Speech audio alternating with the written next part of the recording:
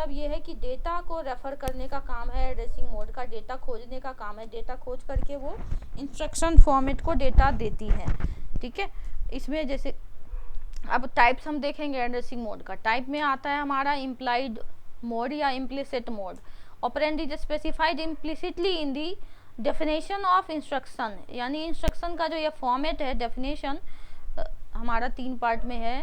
यहाँ पे ये ऑपरेंड वाला सेक्शन जो है, यहाँ पर डेटा स्पेसिफाइड है इम्प्लिसिटली, यहाँ पर डेटा है डला हुआ, जो भी वैल्यू है डेटा का वो डला हुआ है। यानी कि जैसे मान लीजिए यहाँ पे ए है डला हुआ, अब इस पर ऑपरेशन परफॉर्म हमें इंक्रीमेंट ए, एग्जाम्पल ये है इंक्रीमेंट कराना है, जैसे ऐड रजिस्टर R1 और R2 डायरेक्ट ऐड करके फिर R2 में हम लोड कर देंगे उसको। ये हमारा इम्प्लिसिट मोड के अंदर आता है।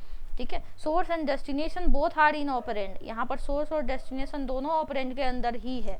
यानी एक्यूमुलेटर में हम कोई इंक्रीमेंट करेंगे, एक्यूमुलेटर +1 करके फिर हम एक्यूमुलेटर में यहाँ पे मूव कर देंगे, ये 1 एड्रेस के अंदर आएगा। एक्यूमुलेटर यूज होता है 1 एड्रेस में, जैसा कि हमने पहले भी पढ़ा है। स्टैक में 0 और एड्रेस यूज होता है, यानी कि स्टैक में हमने पहले भी पढ़ा था, स्टैक ऑर्गेनाइजेशन में एड्रेस के लिए कोई फील्ड नहीं होती है, डायरेक्ट डेटा होती है, तो 0 एड्रेस के अंदर आता है ये। ठीक है, उसके बाद हम पढ़ेंगे दूसरा इमीडिएट एड्रेसिंग में। इमीडिएट एड्रेसिंग में क्या होगा, operand is directly provided as constant, यानी कि जैसे ही कांस्टेंट वैल्यू हमारा दिया रहेगा ऑपरेंड में, यानी कि मान लीजिए 24 25 कोई भी डेटा अगर डायरेक्ट ऑपरेंड कांस्टेंट रूप में दिया रहेगा तो वह इमीडिएट एड्रेसिंग मोड में आएगा। No computation required to calculate effective address, यानी ये इफेक्टिव एड्रेस के से जो है वो हमें कैलकुलेट करने की यहाँ पर ज़रूरत नहीं पड़ेगी। यहाँ पे कोई कंप्यूटेशन नहीं होगा इफेक्टिव एड्रेस को कैलकुलेट करने के लिए। आप ये समझेंगे इफेक्टिव एड्रेस क्या है। इफेक्टिव एड्रेस वो एड्रेस है जो हमारा यहाँ पर ऑपरेंड को ढूंढने के लिए एग्जैक्ट कहाँ पे हमारा ऑपरेंड है, यानी कि ये अगर मेमोरी है, ठीक है, इंस्ट्रक्शन फॉर्मेट है ये हमारा।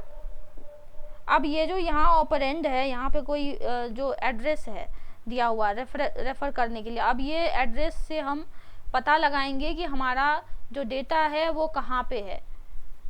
वो एग्जैक्ट जो डेटा हम फाइंड करते, मान लीजिए हमारा डेटा जो है यहाँ पे है, अब इसका पॉइंटर ये है, मान लीजिए 100 है यहाँ पे, ठीक है, 100 पे है 5, यहाँ है 5 पॉइंट कर रहा है यहाँ, और यहाँ पे डेटा है हमारा मान लीजिए 50। तो यहाँ 100 से 100 पे हम सबसे पहले जाएंगे, 100 हमारा इसमें है दिया हुआ ऑपरेंड में, 100 वैल्यू यानी 100 पे आएंगे, यहाँ रेफर करेगा, 100 से हमें 5 मिलेगा। अब 5 पॉइंटर पे जाएंगे तो हमारा 50 मिलेगा। ये एग्जैक्टली इनडायरेक्ट एड्रेसिंग मोड के अंदर आएगा। लेकिन ये जो हमारा अब इफेक्टिव एड्रेस यहाँ पर क्या होगा, इफेक्टिव एड्रेस हमारा यहाँ पे मान लीजिए 5 होगा। इफेक्टिव एड्रेस हमें फाइंड करना पड़ा यहाँ पे कैलकुलेट करने के लिए, ठीक है। तो ये कंप्यूटेशन की यहाँ पे जरूरत पड़ी, बट यहाँ पर कंप्यूटेशन की जरूरत नहीं है इमीडिएट एड्रेसिंग में। ऐड R1 और 3, जैसे ही अब रजिस्टर में डायरेक्ट 3 ऐड करती के रजिस्टर 1 में फिर से हम इसको मूव कर दिए, स्टोर कर दिए, तो ये इमीडिएट एड्रेसिंग के अंदर आएगा। When content is used in the program, then immediate address is used। जैसे ही जहाँ कंटेंट दिखेगा आपको ऑपरेंड सेक्शन में, वो इमीडिएट के अंदर आएगा। लिमिटेशन है अब इस पे, लिमिटेशन क्या है, address length depends on address field. अब एड्रेस का लेंथ जो एड्रेस फील्ड पर डिपेंड करेगी कि हमारा एड्रेस फील्ड कितना बड़ा है, उसके हिसाब से हम एड्रेस लेंथ ले सकते हैं। ये लिमिटेशन है एड्रेस लेंथ की लेने की, ठीक है। तो अब आगे आता है हमारा रजिस्टर मोड में क्या है। रजिस्टर मोड में क्या रहेगा, हमारा डायरेक्ट रजिस्टर प्रेजेंट रहेगा ऑपरेंड के रूप में। Operand is present in the register. अब रजिस्टर में हमारा ऑपरेंड प्रेजेंट रहेगा। Register number is written in the instruction, ये इंस्ट्रक्शन फॉर्मेट है। यहाँ ऑपरेंड है, ऑपरेंड में जो है ना रजिस्टर का नंबर लिखा रहेगा। तो यहाँ पर इफेक्टिव एड्रेस जो है वो R1 हो जाएगा, ठीक है। R1 पर जैसे जाएंगे हम, रजिस्टर नंबर पे जैसे जाएंगे, ये हमारा रजिस्टर है। अब हमें कह रहे हैं कि R1 में डेटा है, ये R1 सेक्शन है, यहाँ जाएंगे, यहाँ हमें डेटा मिल जाएगा। डायरेक्ट ऑपरेंड रजिस्टर में रहता है प्रेजेंट, तो वो रजिस्टर नंबर लिखा रहता है रजिस्टर मोड में। जैसे कि लोड LDA R1, अब R1 पर जाना है, R1 को लोड करो। R1 में मान लीजिए हमारा डेटा 200 है, यहाँ पर देखिए 200 है R1 में। अब इसको हम जाके लोड कर देंगे, R1 को डायरेक्ट हम एक्यूमुलेटर में लोड कर दिए, तो हमारा रजिस्टर नंबर है ये R1, ठीक है। इस तरीके से। रजिस्टर इनडायरेक्ट में क्या रहेगा, अब रजिस्टर डायरेक्ट में क्या था, डायरेक्ट रजिस्टर का नंबर हमें दिया हुआ था, बट यहाँ पर क्या है कि रजिस्टर का नंबर नहीं रहेगा, एड्रेस रहेगा हमें। Register contains the address of operand rather than the operand itself, यानी एड्रेस इसमें दिया रहेगा ऑपरेंड का, डायरेक्ट ऑपरेंड यहाँ पे नहीं रहेगा। यानी कि इफेक्टिव एड्रेस हमें तब मिलेगा जब हम रेफरेंस करना पड़ेगा, वो एक बार रेफरेंस करना पड़ेगा। यानी कि जैसे कि ऑपरेंड यहाँ पर हमें MR1 है, यानी कि डेटा हमें 2 बार मेमोरी एग्जीक्यूट करना पड़ेगा, तब रेफर करना पड़ेगा, तब मिलेगा। जैसे एज एग्जांपल यहाँ हम देखते हैं ऐड R1 और R2, R2 का ये R2 डायरेक्ट, यहाँ R1 डायरेक्ट दिया हुआ है, R2 नहीं दिया हुआ है डायरेक्ट। अब R2 को हमें फाइंड करना है, मेमोरी ऑफ R2 के मेमोरी रजिस्टर का रेफरेंस दिया हुआ है, यानी R2 पे हम जाएंगे। जैसे ही R2 पर हम गए, R1 पे गए, R1 पे हमारा 100 है, 100, अब 100 कहाँ पॉइंट कर रहा है, 100 यहाँ पॉइंट कर रहा है। अब यहाँ 100 के अंदर क्या है, 100 हमारा एक रेफरेंस है, एड्रेस है। अब यहाँ पर 500 डेटा है, 500। तो अब हमें ये डेटा 500 पाने के लिए हमें ये ऑपरेंड के लिए हमें 2 बार मेमोरी एक्सेस करना पड़ा। एक तो R1 को एक्सेस किया पहली बार तो 100 मिला, 100 को यहाँ पे आए, फिर यहाँ से एक्सेस किया तो 500 मिला हमें। तो ये रजिस्टर इनडायरेक्ट मोड, डायरेक्ट हमें ऑपरेंड नहीं दिया हुआ है यहाँ पे। बेनिफिट क्या है इसका, size of memory is large, size भी लार्ज है। Register is in small size, register small size, जितना स्मॉल साइज का होता है उतना फास्ट स्पीड होती है एग्जीक्यूशन की, ठीक है।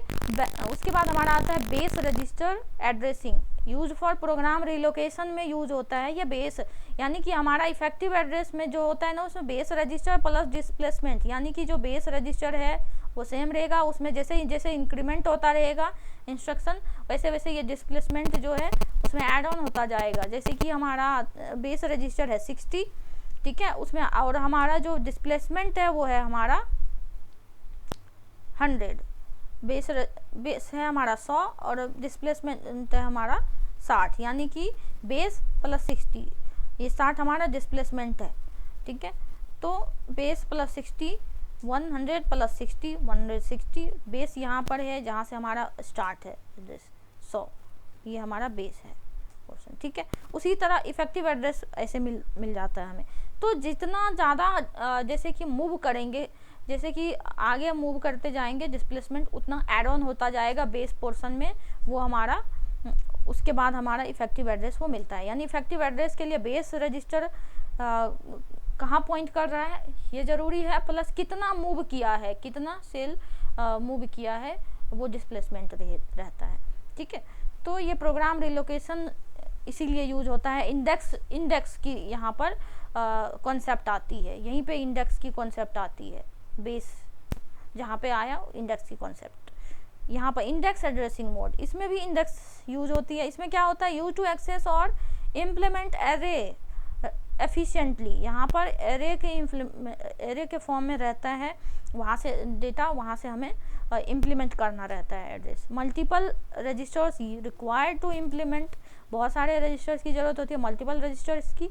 Any element can be calculated without changing instruction, कोई भी एलिमेंट एक्सेस हो सकता है without changing instruction. Any element can be access without changing instruction, इसमें क्या वही कोई भी एलिमेंट यहाँ पे एक्सेस किया जा सकता है इंस्ट्रक्शन को चेंज किए बिना, यानी कि हमारे इंडेक्स के बदौलत हम कोई भी एलिमेंट को एक्सेस कर सकते हैं। यानी अगर हमारा इंडेक्स 4 है, बेस हमारा मालूम है, तो हम उसमें जैसे ही base address plus index register कहाँ है, कौन सा इंडेक्स पे है, वो ऐड ऑन कर देंगे, तुरंत हमारा डायरेक्ट हमारा इफेक्टिव एड्रेस मिल जाएगा।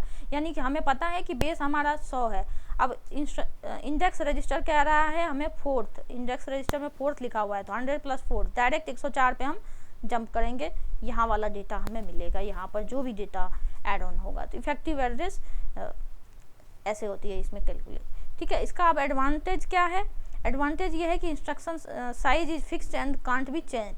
अब इसमें क्या है, इंस्ट्रक्शन का जो साइज है वो फिक्स है और वो चेंज नहीं हो सकता है, ठीक है।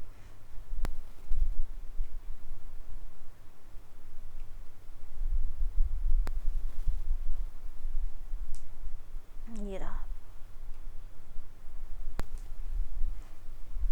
Thank you. अब हम नेक्स्ट वीडियो में मिलेंगे तब तक लाइक, शेयर एंड कमेंट कीजिए, और कहीं भी अगर आपको त्रुटि लग रही है तो हमें बताने की कोशिश कीजिए कमेंट सेक्शन में, ताकि हम आपको इसमें सुधार करके और भी अच्छे से समझाने की कोशिश करें। Thank you.